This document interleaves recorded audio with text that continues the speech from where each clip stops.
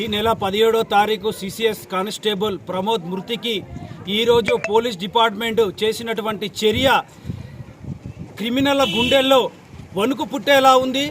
కావున ఈరోజు బోధన్ పట్టణ తట్టికోట్ గల్లీ ప్రధాన కూడలి వద్ద మేము సంబరాల కార్యక్రమం చేసుకొని సీట్ల పంపిణీ కార్యక్రమం చేసుకోవడం జరిగింది. Hats off police, salute police. ఇలాంటి పోలీస్ డిపార్ట్మెంట్ ఉండడం వల్ల ఈరోజు క్రిమినల్ అనేటోడికి, చట్ట వ్యతిరేక పనులు చేసేటోడికి గుండెల వణుకు పుట్టేలా ఉంది.